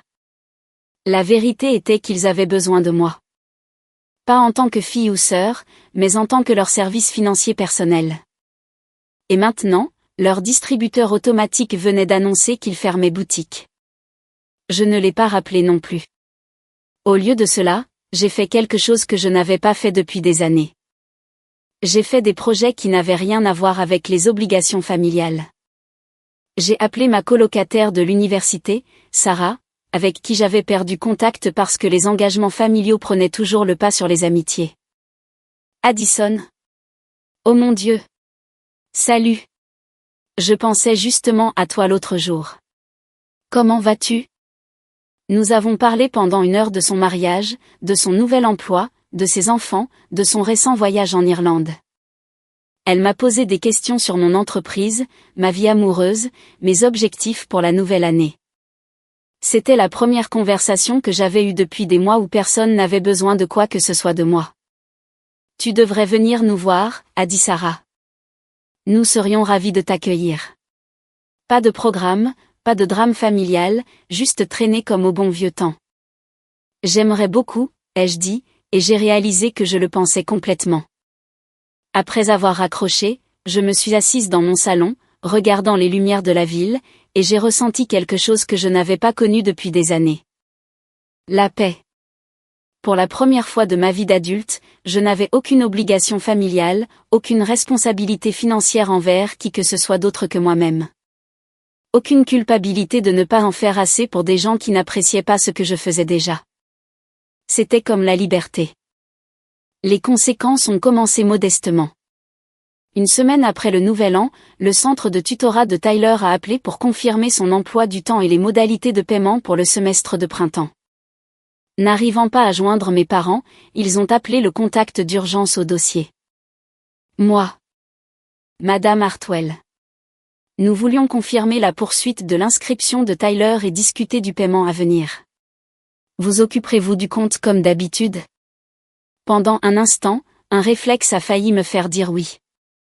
A failli me faire sortir ma carte de crédit et gérer la situation comme je l'avais fait ces 3 dernières années. Non, ai-je dit à la place. Vous devrez contacter ses parents directement. Oh, nous avons essayé, mais ils ont mentionné qu'ils attendaient un rappel concernant les options de paiement. Y a-t-il un problème de facturation que nous devrions connaître? Il n'y avait pas de problème de facturation. Il n'y avait juste plus d'argent gratuit. Vous devrez régler ça avec eux, ai-je dit poliment, et je leur ai donné le numéro de téléphone professionnel de ma mère. Tyler n'a pas été renvoyé du tutorat cette semaine-là, mais ses sessions ont été réduites de 3 fois par semaine à une seule. Mes parents avaient trouvé de l'argent quelque part, probablement en utilisant leur carte de crédit. La conséquence suivante est arrivée 2 semaines plus tard, lorsque Grace a appelé. Cette fois, son ton était différent, moins en colère, plus désespéré. Addison, je déteste te demander ça, mais Derek a été malade et a manqué le travail, et notre paiement de voiture est dû demain. Pourrais-tu peut-être nous aider juste cette fois? Je te rembourserai dès que Derek sera de nouveau sur pied. Juste cette fois. L'expression que les gens utilisent quand ils prétendent que ce n'est pas une habitude. Grace, je ne suis plus ton fonds d'urgence. Je sais que tu es en colère à propos de Noël, mais il ne s'agit pas de ça. Il s'agit de conséquences réelles. Si nous manquons ce paiement, ils saisiront la voiture, et alors Derek ne pourra pas aller travailler quand il ira mieux. Conséquences réelles. Comme si les conséquences de leur tromperie n'étaient pas également réelles. Alors tu devrais probablement trouver une solution, ai-je dit calmement. Peut-être demander de l'aide à maman et papa. Ou à la famille de Derek. Ou à ce système de soutien familial élargi que vous avez tous tant apprécié au chalet. Ils n'ont pas d'argent non plus. Et les parents de Derek vivent à l'autre bout du pays. Tu sais que nous n'avons pas d'autres options. Vous avez les mêmes options que tout le monde quand on ne peut pas se permettre son paiement de voiture. Vous pouvez négocier avec le prêteur, trouver un travail à temps partiel, vendre quelque chose de valeur, ou prendre une voiture moins chère. Grace est restée silencieuse un moment. Quand es-tu devenue si froide? Froide? Choix de mots intéressants de la part de quelqu'un qui avait passé des mois à participer à des discussions familiales sur le fardeau que représentait ma présence. Je suis devenue réaliste, Grace. J'ai réalisé que vous tirer d'affaire à plusieurs reprises ne vous aidait pas à apprendre à gérer votre propre vie. Il ne s'agit pas d'apprendre des leçons. Il s'agit d'une famille qui aide une autre famille en cas de crise. Où était cette aide familiale quand j'avais besoin de soutien émotionnel le mois dernier? Quand j'étais exclue, trompée et que l'on discutait de moi dans mon dos comme d'un problème à gérer? Une autre pause. C'est différent. Non, ça ne l'est pas. C'est exactement la même chose. Tu as besoin de quelque chose de moi. Alors soudainement, je suis de la famille à nouveau. Mais quand tu n'avais besoin de rien, je ne valais même pas la peine d'être incluse dans les conversations de groupe. J'ai raccroché. Grace a réussi à garder sa voiture ce mois-là. J'ai appris plus tard qu'ils avaient emprunté de l'argent aux frères de Derek et mis le paiement sur une carte de crédit. Ils résolvaient leurs problèmes, comme le font les adultes. Mars a apporté la crise de l'assurance maladie. Ma mère a appelé un mardi soir, sa voix ayant la modulation prudente de quelqu'un qui essaie de ne pas paraître paniqué. Addison, chérie, nous devons discuter de la situation de l'assurance maladie. Qu'y a-t-il à ce sujet? Eh bien, la prime a augmenté cette année. Et avec les changements dans notre arrangement financier, nous avons du mal à la couvrir. Changement dans notre arrangement financier. Comme si j'avais été celle qui avait changé les choses en découvrant leur vie de famille secrète. Avez-vous examiné d'autres options, ai-je demandé. Nous avons essayé, mais tout le reste est beaucoup plus cher ou a une couverture terrible. Le plan de ton entreprise était une si bonne affaire pour nous. Le plan de mon entreprise. Celui que j'avais entièrement payé pendant qu'il ne contribuait en rien et se plaignait de moi dans mon dos. Je suis sûr que vous trouverez quelque chose qui fonctionne, ai-je dit. Addison, s'il te plaît. Ton père a eu des problèmes cardiaques, et nous avons vraiment besoin d'une bonne couverture en ce moment. Ne pouvons-nous pas trouver un arrangement? Problème cardiaque. L'argument m'a su. La chose conçue pour me faire sentir coupable de prioriser mon propre bien-être financier par rapport à la santé de mon père. Sauf que je connaissais mon père. Je savais que ses problèmes cardiaques étaient liés au stress et mineurs. Le genre de choses que son médecin lui avait dit de gérer avec de l'exercice et des changements de régime alimentaire. Pas une urgence médicale, juste une raison commode pour me faire culpabiliser et me faire revenir à financer leur vie. Papa devrait certainement avoir une bonne couverture santé, ai-je convenu. Il y a beaucoup d'options disponibles via le marché de l'État. Ou maman pourrait chercher un emploi à temps plein avec des avantages sociaux. Je ne peux pas travailler à temps plein à mon âge, a protesté ma mère. Et les plans du marché sont si chers. Alors vous avez des décisions difficiles à prendre, ai-je dit doucement. Comme tout le monde lorsque leur situation change. Elle est restée silencieuse pendant un long moment. Je ne comprends pas ce qui t'est arrivé, a-t-elle finalement dit. Avant, tu te souciais de cette famille. Avant, je pensais que cette famille se souciait de moi aussi, ai-je répondu. Il s'avère que nous avions tous les deux tort. L'assurance a expiré à la fin du mois de mars. En avril, mes parents avaient trouvé un plan sur le marché qui coûtait 2 fois plus cher avec une franchise plus élevée, et ma mère avait pris des heures supplémentaires au travail pour aider à le couvrir. Ils géraient leurs responsabilités, géraient leur propre vie, prenaient des décisions d'adultes concernant leurs priorités et leurs ressources. C'était remarquable ce qu'ils pouvaient accomplir quand ils y étaient obligés. Les notes de Tyler ont commencé à baisser sans le tutorat intensif, mais pas de manière drastique. Il s'est avéré qu'il était en fait assez intelligent par lui-même. Il avait juste été sursoutenu pendant si longtemps que personne ne savait de quoi il était naturellement capable. Grace et Derek ont déménagé dans un appartement plus petit pour réduire les dépenses et ont commencé à cuisiner plus souvent à la maison au lieu de commander à emporter. Derek a pris du travail en freelance quand il n'était pas à son emploi régulier. Ils apprenaient tous à vivre selon leurs moyens au lieu de vivre selon les miens. Et moi, j'apprenais quelque chose aussi. J'apprenais ce que c'était que d'avoir de l'argent qui était réellement à moi.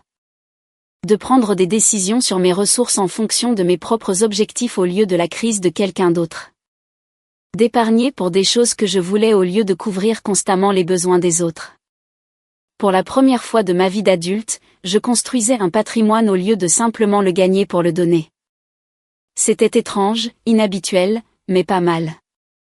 En mai, ma famille avait apparemment tenu une réunion sur la situation Addison.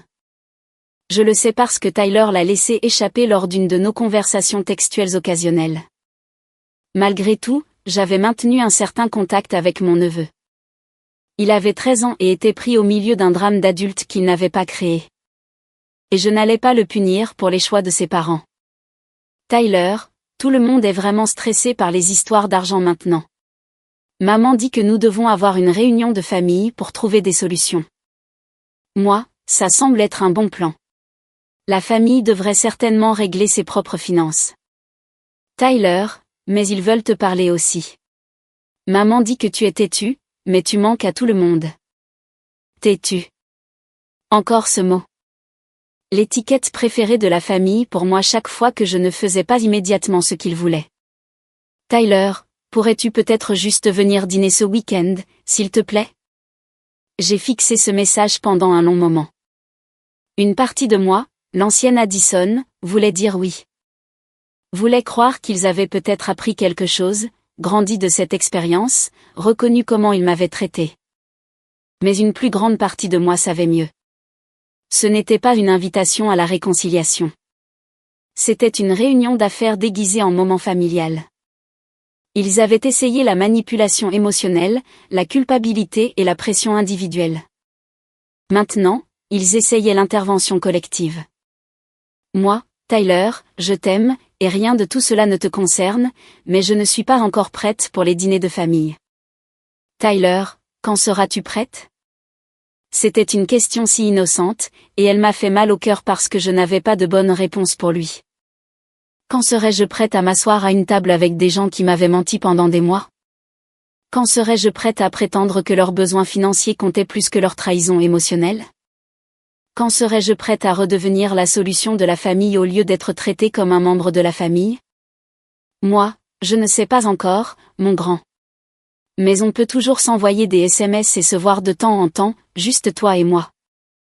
3 jours plus tard, Grace s'est présentée à mon bureau. J'étais en réunion avec un client lorsque mon assistante m'a appelé. Votre sœur est ici. Elle dit que c'est urgent. Ma première pensée a été que quelqu'un avait été blessé ou hospitalisé. Ma deuxième pensée a été que c'était probablement exactement ce que Grace voulait que je pense. Je me suis excusée de la réunion et j'ai trouvé Grace dans mon hall d'entrée, regardant le mobilier moderne et les œuvres d'art coûteuses avec une expression que je ne pouvais pas tout à fait lire. Bel endroit, a-t-elle dit en me voyant. Très professionnel. Grace, qu'est-ce qui ne va pas? Quelqu'un est blessé?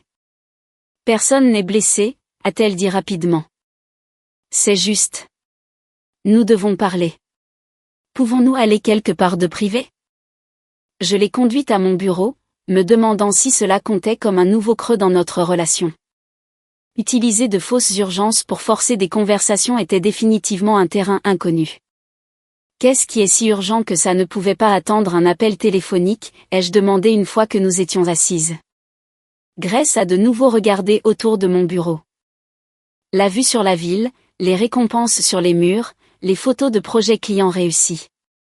Tu as vraiment bien réussi, a-t-elle dit. Merci. C'est ce que tu es venu me dire?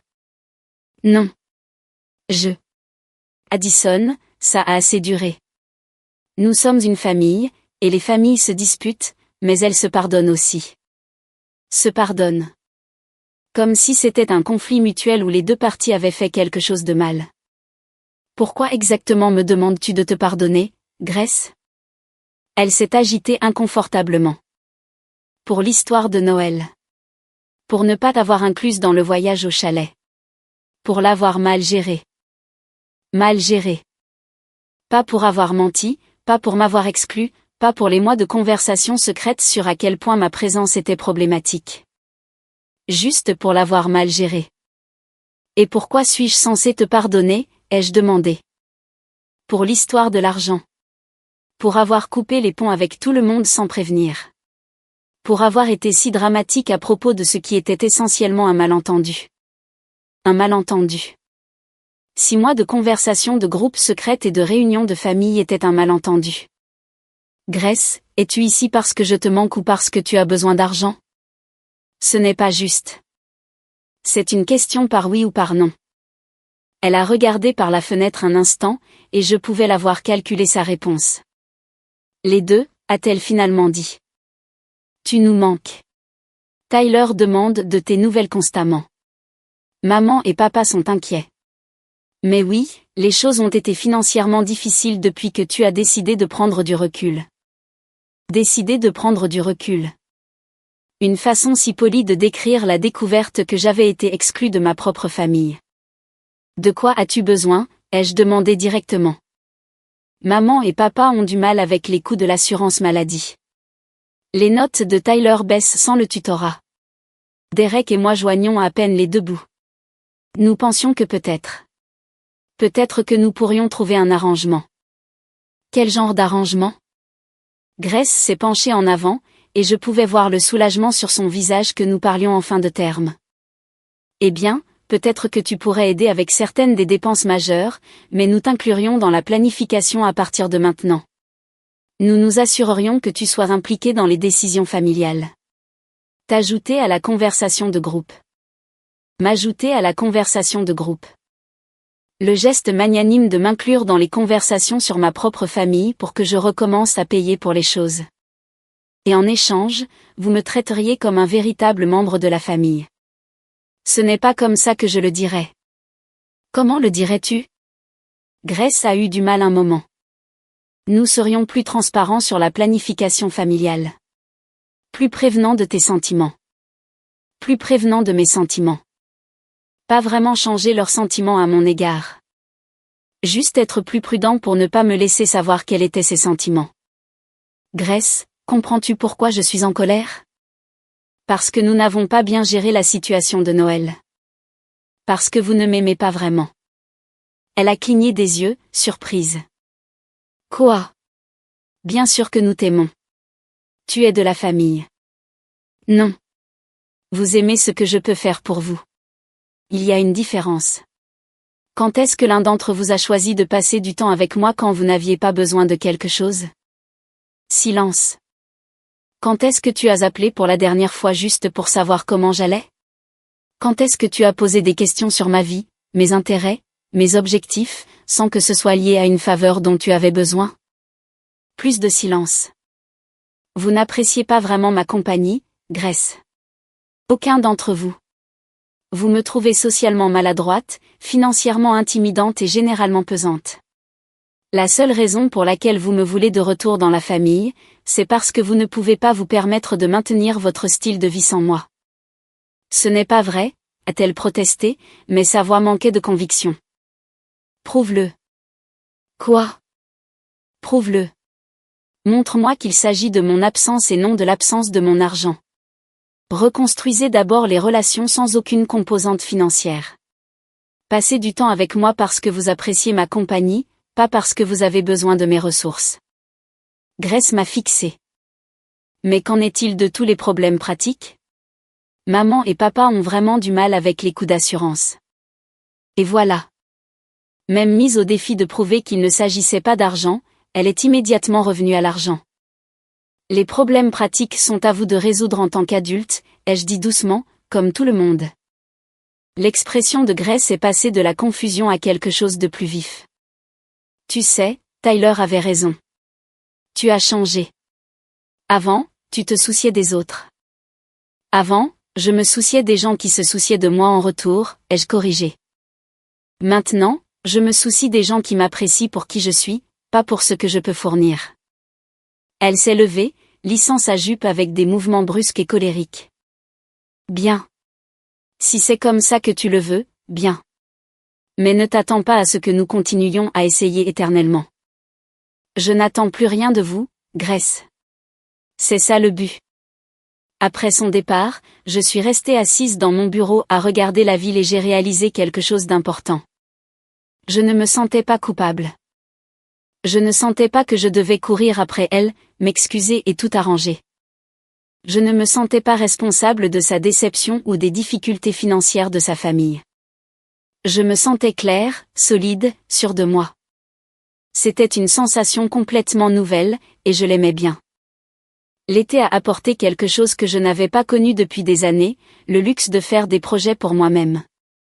Sans urgence familiale à gérer ou parents à subventionner, j'avais soudainement du temps et de l'argent qui m'appartenaient entièrement. Le sentiment était si inhabituel que je ne savais presque pas quoi en faire. Presque. J'ai commencé par l'amitié que j'avais négligée pendant des années. Sarah, ma colocataire de l'université, m'a invitée à rendre visite à sa famille dans le Colorado. Et pour la première fois en une décennie, j'ai dit oui à des vacances qui n'avaient rien à voir avec des obligations familiales. Je n'arrive pas à croire que tu viennes vraiment, a dit Sarah quand j'ai appelé pour confirmer mes vols. Je commençais à penser que tu étais un mythe. Combien de fois avons-nous planifié des voyages qui ont été annulés à cause d'une crise familiale? Au moins 6 fois au cours des 5 dernières années, ai-je réalisé avec embarras. 6 fois où j'avais donné la priorité aux besoins des autres par rapport à mes propres amitiés. Pas de crise familiale cette fois, lui ai-je dit. Juste moi et ce que vous voudrez faire. Juste toi, c'est parfait. Mike a hâte de rencontrer la célèbre Addison dont je parle depuis 15 ans. La célèbre Addison. C'était étrange de me considérer comme une personne digne d'être rencontrée plutôt que comme une ressource digne d'être utilisée. Le Colorado a été une révélation. Le mari de Sarah, Mike, était garde forestier, drôle et gentil, et sincèrement intéressé par mon entreprise. Leurs 2 enfants, âgés de 8 et 10 ans, étaient curieux et énergiques sans être exigeants. Nous avons fait de la randonnée, cuisiné ensemble, joué à des jeux de société, parlé de tout et de rien. Personne n'avait besoin que je paie pour quoi que ce soit. Personne n'avait d'arrière-pensée ou de crise financière. Personne ne m'a fait sentir que j'étais trop ou pas assez. C'était juste amusant, détendu, naturel. Tu sais, a dit Sarah lors de ma dernière soirée là-bas, alors que nous étions assises sur sa terrasse arrière à regarder le coucher de soleil sur les montagnes. Tu sembles différente d'avant. Différente comment? Plus calme, peut-être. Plus toi-même. À l'université, tu étais toujours si stressée par ta famille, toujours à courir pour gérer une urgence à la maison. Je m'inquiétais que tu n'aies jamais eu l'occasion d'être jeune et égoïste comme le reste d'entre nous. Jeune et égoïste. Des droits que je n'avais jamais réclamés parce que les responsabilités familiales avaient toujours été prioritaires. J'apprends à être convenablement égoïste, lui ai-je dit. Bien. Il était temps. Quand je suis rentrée à Seattle, je me sentais énergisée d'une manière que je n'avais pas connue depuis le lancement de mon entreprise. J'avais oublié ce que c'était que de rentrer d'un voyage en se sentant rafraîchie au lieu de se sentir coupable du temps et de l'argent que j'avais dépensé pour moi-même. Je me suis plongée dans le travail avec un nouvel enthousiasme, acceptant des projets stimulants que j'avais auparavant évités parce qu'ils demandaient trop de temps et d'énergie. Sans me soucier constamment des besoins financiers de ma famille, je pouvais me concentrer entièrement sur la croissance de mon entreprise. En août, j'avais embauché 2 nouveaux employés et j'envisageais d'ouvrir une succursale à Portland. J'ai aussi recommencé à sortir. Vraiment sortir, pas seulement de temps en temps avec quelqu'un quand les obligations familiales le permettaient. J'ai rencontré Jonathan lors d'une conférence en septembre. Il était architecte, intelligent et drôle, avec son propre cabinet prospère et aucun intérêt à être soutenu financièrement par qui que ce soit. Nos 3 premiers rendez-vous ont été une masterclass sur ce à quoi des relations adultes saines pouvaient ressembler. Nous partagions l'addition sans drame, faisions des projets que nous tenions réellement, parlions de nos objectifs et de nos intérêts sans que l'un de nous essaie de résoudre les problèmes de l'autre.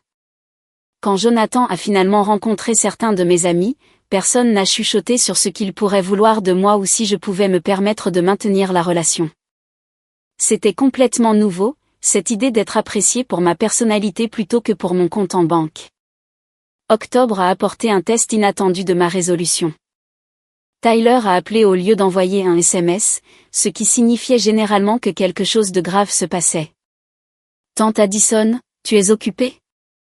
Jamais trop occupée pour toi, mon grand. Qu'y a-t-il? Eh bien, je voulais te demander quelque chose, mais maman a dit que je ne devais pas. Mais j'ai vraiment besoin d'aide avec quelque chose. Les sonnettes d'alarme ont immédiatement commencé à retentir. Tyler ne m'avait jamais rien demandé directement, n'était jamais allé derrière le dos de sa mère pour me contacter. Cela semblait différent de nos conversations informelles habituelles. Quel genre d'aide? C'est un peu une longue histoire. Tu sais que j'ai des difficultés en algèbre cette année? Eh bien, il y a un concours de mathématiques à l'école, et si je réussis bien, je pourrais entrer dans des classes avancées l'année prochaine, ce qui serait vraiment bien pour les candidatures à l'université. Tyler n'avait que 14 ans, mais Grace avait toujours été obsédée par sa trajectoire académique. Tant mieux pour elle, en fait. C'était bien de la voir prendre la responsabilité de son avenir. Ça a l'air super, Tyler. Quel est le problème?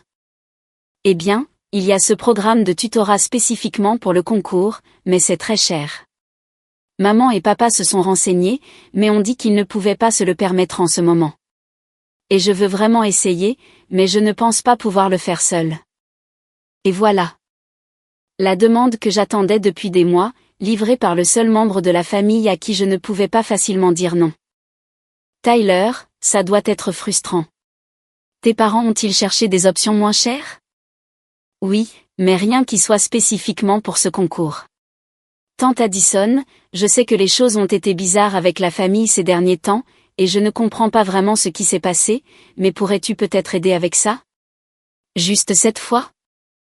Juste cette fois. L'expression exacte que Grace avait utilisée pour son paiement de voiture. Tyler, combien coûte ce programme de tutorat? $1 500 pour 8 semaines. 1500 $. Moins que ce que j'avais dépensé pour mes vacances au Colorado. Objectivement, ce n'était pas une somme énorme. Mais il ne s'agissait pas de l'argent. Tyler, je dois te demander quelque chose et je veux que tu sois honnête avec moi. Est-ce que ta mère t'a suggéré de m'appeler à ce sujet? Une longue pause. Pas exactement. Elle a dit que je ne devais pas te déranger parce que tu es en colère contre la famille en ce moment. Mais j'ai pensé que peut-être si je te le demandais moi-même. Il n'avait pas répondu à ma question, ce qui était une réponse en soi. Mon grand, je vais te dire quelque chose d'important et je veux que tu écoutes attentivement. Tu es assez intelligent pour réussir ce concours avec ou sans tutorat coûteux. Le tutorat régulier que tu reçois maintenant est probablement une préparation suffisante si tu le complètes avec des tests pratiques et des groupes d'études. Mais le programme spécial pourrait t'aider. Mais ce n'est pas magique. Les étudiants qui remportent ces concours réussissent parce qu'ils travaillent dur et croient en eux, pas parce que leurs familles peuvent se permettre une préparation de premier ordre.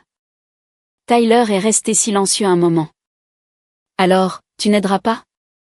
La déception dans sa voix m'a presque brisé le cœur. Presque. Tyler, je t'aime et je crois complètement en tes capacités, mais je ne vais pas payer pour quelque chose que tes parents devraient fournir. S'ils pensent que ce tutorat est assez important, ils trouveront un moyen de le réaliser. Ils ont déjà dit qu'ils ne pouvaient pas se le permettre. Alors ils devront décider si c'est assez important pour sacrifier autre chose.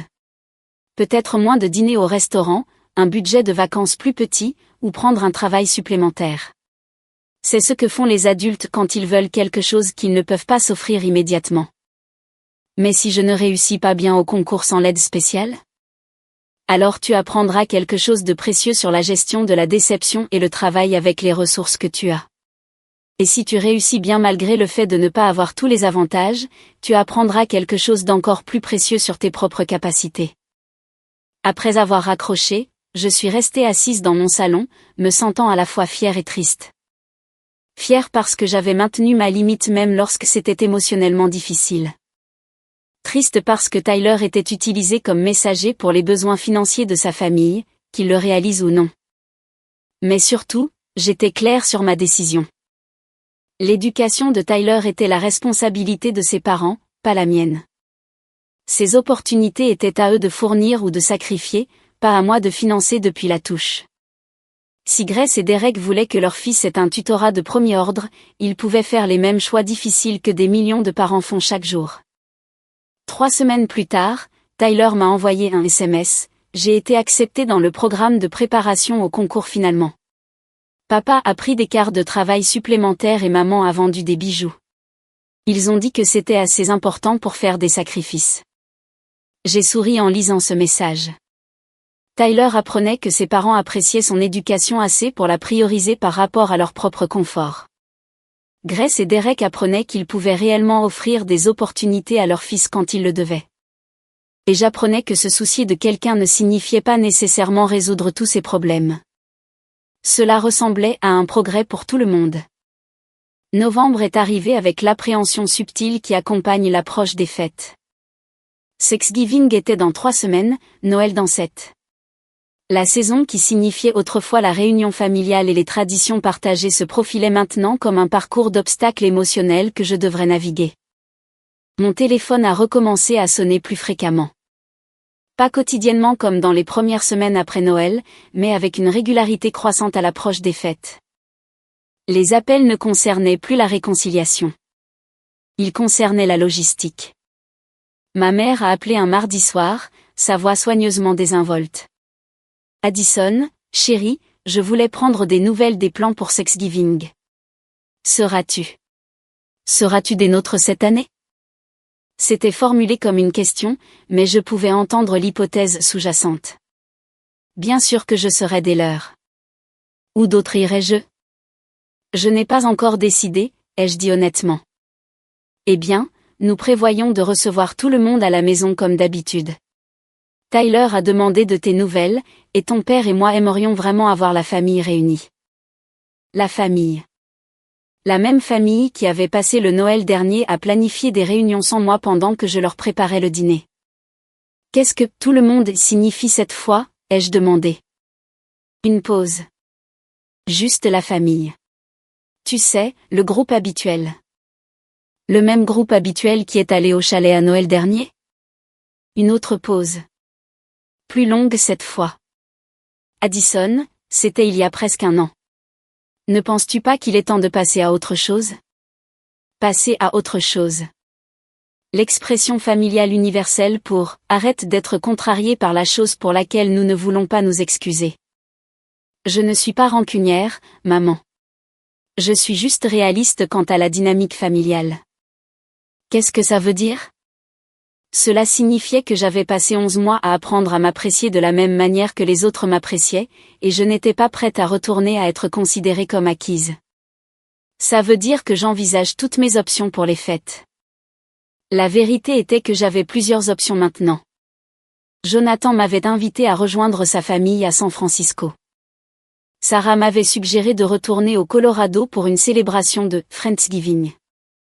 Mon partenaire commercial, Marcus, organisait un Sexgiving des orphelins pour les employés qui ne rentraient pas chez eux. Pour la première fois de ma vie d'adulte, je ne supposais pas automatiquement que les plans de ma famille étaient la seule option. Addison, s'il te plaît, ne rends pas les choses difficiles. C'est Sexgiving. C'est l'occasion pour la famille d'être reconnaissante les uns envers les autres. La famille reconnaissante les uns envers les autres. C'était riche, venant de personnes qui avaient passé des mois dans des conversations de groupe à discuter à quel point elles étaient reconnaissantes quand je n'étais pas là. Je te tiendrai au courant, ai-je dit. Grace a appelé le lendemain. Maman a dit que tu ne viendrais peut-être pas à Sexgiving. C'est ridicule, non? Bien sûr que tu viens à Sexgiving. En fait, je ne suis pas sûre. Comment ça, tu n'es pas sûre? C'est Sexgiving. Nous sommes une famille.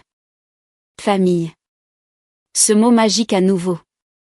Déployé comme s'il effaçait tout ce qui s'était passé entre nous. Grace, te souviens-tu de ce que tu as dit de moi à Noël dernier dans la conversation de groupe familial? Silence. Tu as dit que je faisais ressembler les événements familiaux à des séminaires d'entreprise. Que c'est plus relaxant quand je ne suis pas là. Que je complique toujours les choses simples. Je ne le pensais pas, si, tu le pensais. Et tu avais probablement raison.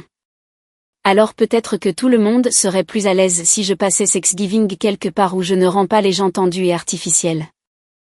Mais Tyler veut que tu sois là. Tyler. Toujours Tyler.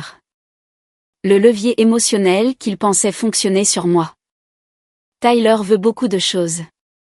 Il voulait aussi un tutorat intensif. Et vous avez trouvé comment gérer cette situation sans mon aide. C'est différent. Comment? Grace n'a pas pu répondre à cette question car il n'y avait pas de bonne réponse. Soit j'étais une famille qui avait sa place aux réunions de famille, soit j'étais une ressource financière qu'ils appelaient quand ils avaient besoin de financement. Je ne pouvais pas être les deux. Les appels ont continué tout au long de la semaine. Mon père a essayé l'approche de la culpabilité. Ta mère est très contrariée depuis votre conversation. Tyler a essayé l'approche de l'innocence. Mais nous passons toujours Sexgiving ensemble. Même Derek a envoyé un SMS. Et, je sais que les choses ont été compliquées, mais peut-être que Sexgiving pourrait être un nouveau départ. Un nouveau départ. Comme si la solution à des mois de tromperie et d'exclusion était de simplement prétendre que cela n'était pas arrivé. 2 semaines avant Sexgiving, j'ai pris ma décision. J'ai appelé Jonathan. Est-ce que cette invitation à San Francisco est toujours d'actualité? Absolument. Ma famille va t'adorer. Attention, cependant. Ma mère cuisine assez pour nourrir une petite armée, et mon père te défiera certainement au Scrabble. Ça a l'air parfait. J'ai appelé ma mère ensuite. Maman, je voulais te faire savoir que je ne me joindrai pas à vous pour Sexgiving cette année. J'ai d'autres projets. Le silence s'est étiré si longtemps que j'ai cru que l'appel avait été coupé. D'autres projets? Sa voix était faible, confuse. Quels autres projets? Je vais à San Francisco avec Jonathan. Jonathan? J'ai réalisé que je n'avais jamais parlé de Jonathan à ma famille. Autrefois, je l'aurais amené à un dîner de famille. Maintenant, je l'aurais présenté à tout le monde, je l'aurais inclus dans nos activités de groupe. Mais j'avais appris quelque chose d'important au cours des 11 derniers mois. Tout le monde ne méritait pas d'avoir accès aux bonnes choses de ma vie. Mon petit ami, ai-je dit simplement. Ton petit ami? Depuis quand as-tu un petit ami? Depuis que j'ai arrêté d'organiser ma vie autour des crises familiales et que j'ai eu le temps de sortir comme une adulte normale. Depuis septembre. Nous sommes ensemble depuis quelques mois. Et tu ne nous en as pas parlé? Pourquoi l'aurais-je fait? La question l'a clairement surprise. Parce que nous sommes ta famille. Nous devrions connaître les personnes importantes dans ta vie. Maman, tu as passé 6 mois dans une conversation de groupe familial dont je n'étais pas incluse. Tu as planifié des réunions de famille sans me le dire. Tu as célébré les fêtes en mentant sur la raison pour laquelle je n'étais pas invitée. Pourquoi exactement devrais-je partager des détails sur ma vie personnelle avec vous? Un autre long silence. C'est différent, a-t-elle finalement dit. Non, ça ne l'est pas. C'est exactement la même chose. Vous avez décidé que je n'avais pas besoin de savoir des choses importantes qui se passaient dans vos vies. Je prends la même décision pour ma vie. Mais nous voulons connaître ton petit ami. Nous voulons le rencontrer. Peut-être un jour, ai-je dit. Quand je serai sûr qu'il ne sera pas discuté dans mon dos ou exclu des conversations sur sa propre relation. J'ai raccroché, me sentant plus légère que je ne l'avais été depuis des semaines. La veille de Thanksgiving, Tyler m'a envoyé un SMS. Tout le monde est vraiment triste que tu ne viennes pas demain. Es-tu sûr de ne pas pouvoir changer d'avis? J'ai fixé ce message pendant un long moment. Tyler avait 14 ans, assez vieux pour comprendre les relations adultes, mais assez jeune pour croire encore que les problèmes familiaux pouvaient être résolus avec de bonnes intentions et des vœux pieux. Moi, je suis sûre, mon grand. Mais j'espère que tu passeras une merveilleuse journée avec tout le monde. Tyler, ce ne sera pas pareil sans toi. Moi, différent ne signifie pas toujours pire. Parfois, ça signifie juste différent. Tyler, je suppose. M'appelleras-tu demain? Moi, bien sûr. Ce soir-là, j'ai fait ma valise pour San Francisco, me sentant excitée plutôt que coupable de mes projets de vacances. Pour la première fois de ma vie d'adulte, j'allais passer Thanksgiving avec des gens qui voulaient vraiment que je sois là, pas des gens qui toléraient ma présence en échange de mes contributions financières. C'était comme le plus beau cadeau que je m'étais jamais fait. Noël est arrivé tranquillement cette année. J'étais dans mon appartement du centre-ville le matin de Noël, buvant du café et regardant la neige tomber par mes fenêtres, quand j'ai réalisé quelque chose de profond. Je me sentais en paix. Pas seule, malgré le fait d'être physiquement seule pour le moment. Pas coupable, malgré le fait de ne pas passer les fêtes avec ma famille. Pas anxieuse, malgré le fait de rompre des décennies de tradition. Juste en paix. Jonathan venait pour le brunch avant que nous allions chez son ami pour leur potluck annuel de Noël. Sarah avait appelé hier pour partager des histoires sur l'excitation de ses enfants à propos de leurs cadeaux. Marcus avait envoyé des photos de sa réunion de famille à Phoenix où il présentait sa nouvelle fiancée à ses parents. J'étais entourée de relations qui semblaient authentiques, réciproques, choisies plutôt qu'obligées. Mon téléphone a vibré avec le traditionnel SMS de Noël de Tyler. Joyeux Noël, tante Addison. J'espère que tu passes une bonne journée. J'ai souri et répondu par SMS. Joyeux Noël, mon grand. Et tes cadeaux? Tyler, vraiment bien. Papa m'a offert une nouvelle tablette graphique pour l'art numérique. Maman m'a donné des livres d'art. Ils ont dit qu'ils étaient fiers de ma performance au concours de maths. Tyler s'était classé 2e au concours de son école, se qualifiant pour les régionales. Il l'avait accompli avec le tutorat que ses parents avaient sacrifié pour lui fournir, ainsi que son propre travail acharné et son talent naturel. Moi, c'est incroyable. Je suis si fière de toi aussi. Tu as mérité ce succès. Tyler, merci. Et, tu manques à tout le monde ici. Tu manques à tout le monde. Le message de culpabilité annuel de Noël, livré par le membre de la famille le plus innocent. Mais cette année, il a rebondi sur moi comme la pluie sur un bon parapluie. Moi, tu me manques aussi. Peut-être qu'on pourra se voir pour la nouvelle année. Juste toi et moi. Tyler, vraiment? Ce serait cool. Moi, certainement. On fera quelque chose d'amusant qui consistera juste à passer du temps ensemble. Après l'arrivée de Jonathan et l'échange de cadeaux des livres pour nous deux, une écharpe en cachemire pour moi, un appareil photo vintage pour lui, je me suis retrouvée à lui raconter en détail ma situation familiale pour la première fois. Alors, tu as juste arrêté de financer leur style de vie, a-t-il demandé, sans jugement, juste par curiosité. J'ai arrêté d'être leur distributeur de billets personnels. Oui. Il s'avère qu'il y a une différence entre être une famille et être une ressource financière. Comment te sens-tu à ce sujet maintenant? Des regrets? J'ai sérieusement réfléchi à cette question. Avais-je des regrets? Je regrette d'avoir mis si longtemps à comprendre ce qui se passait, ai-je finalement dit. Je regrette de m'être laissé traiter de cette façon pendant des années. Je regrette que mon neveu se soit retrouvé au milieu d'un drame d'adulte. Mais regrettes-tu d'avoir fixé des limites? Non, pas du tout. Et je le pensais complètement. Plus tard dans la journée, au potluck de Noël, j'ai rencontré le cercle d'amis de Jonathan pour la première fois.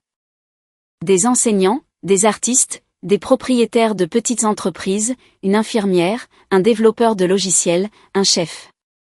Des gens avec des carrières, des passe-temps et des opinions intéressants. Des gens qui avaient construit des vies basées sur leurs propres valeurs plutôt que sur les attentes de leur famille. Addison possède une société de conseil en affaires, leur a dit Jonathan en me présentant. Elle aide les entreprises à rationaliser leurs opérations et à augmenter leur efficacité. Pas « Addison est doué pour résoudre les problèmes des autres » ou « Addison s'occupe toujours de tout le monde ». Juste une description simple de mes réalisations professionnelles. C'est fascinant, a dit Maria, la chef. Quelle est la partie la plus difficile de votre travail? Nous avons parlé de stratégie d'entreprise, de gestion du changement et de relations avec les clients. Personne ne m'a demandé si je pouvais les aider avec leurs finances ou résoudre leurs problèmes de carrière. Ils étaient simplement intéressés à entendre mes expériences et à partager les leurs. Quand le dîner a été servi, tout le monde a apporté quelque chose et tout le monde a nettoyé après. Personne n'était censé s'occuper de toute la logistique ou couvrir tous les coûts. C'était un concept si simple: responsabilité partagée, respect mutuel, intérêt sincère pour la vie des autres, mais il semblait révolutionnaire après des années de dynamique familiale à sens unique. En rentrant à mon appartement ce soir-là, Jonathan a demandé, « Penses-tu que tu te réconcilieras un jour avec ta famille ?» Je ne sais pas, ai-je dit honnêtement. Peut-être un jour, s'ils peuvent apprendre à m'apprécier pour qui je suis plutôt que pour ce que je peux fournir. Mais je n'attends pas que cela se produise avant de vivre ma vie. Bien pour toi. Les relations familiales devraient améliorer ta vie, pas la vider. Cette nuit-là, seule dans mon appartement, j'ai pensé à Noël il y a un an. Le choc de découvrir que j'avais été exclue des réunions de famille. La douleur de réaliser que j'avais financé ma propre marginalisation. La colère de découvrir des mois de conversations secrètes sur le fardeau que représentait ma présence. Tous ces sentiments semblaient lointains maintenant, comme les souvenirs d'une tempête qui était passée. Je n'étais plus en colère. Je n'étais pas blessée. Je n'étais même pas particulièrement intéressée de savoir si ma famille avait appris quelque chose de notre éloignement. Je vivais simplement ma vie, construisant des relations qui semblaient mutuelles et authentiques, investissant mes ressources dans des expériences et des personnes qui m'apportaient de la joie plutôt que des obligations. Mon téléphone a vibré une dernière fois cette nuit-là. Un SMS de ma mère. Je pense à toi aujourd'hui. Je t'aime, maman. Court et simple.